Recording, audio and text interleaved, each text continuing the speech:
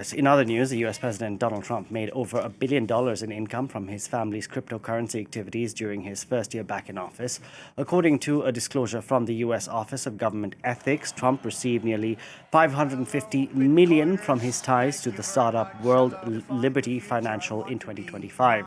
According to Forbes magazine, Trump's personal fortune has tripled between 2024 and 2026, rising from 2.3 to $6.5 billion.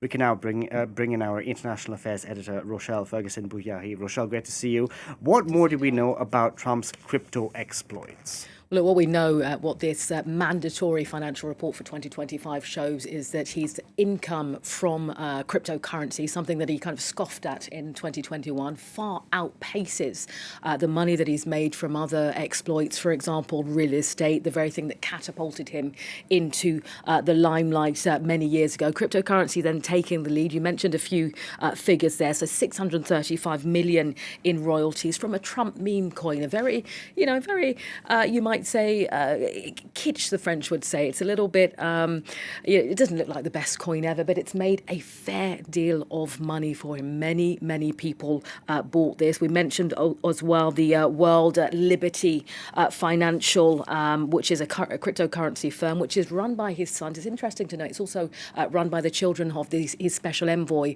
Steve Witkoff, as well. So they're of course involved in that. I mean, it's not to be scoffed at either. He's also made millions in real estate, but it's just that it's cryptocurrency in this financial year of 2025, which is ultimately getting all the limelight from it. It's worth saying that, the White House has spun this in a very positive light. They say, look, firstly, there's no conflict of interest.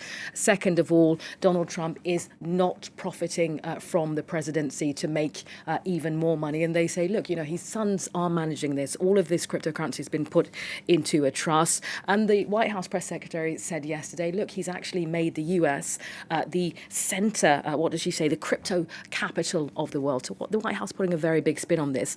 I'll just finish up very quickly with the precedent of this. If you think back to, former US presidents, Jimmy Carter, for example, had this very successful peanut farm at the time. He put that into a blind trust before taking presidency to avoid this question of a conflict of interest.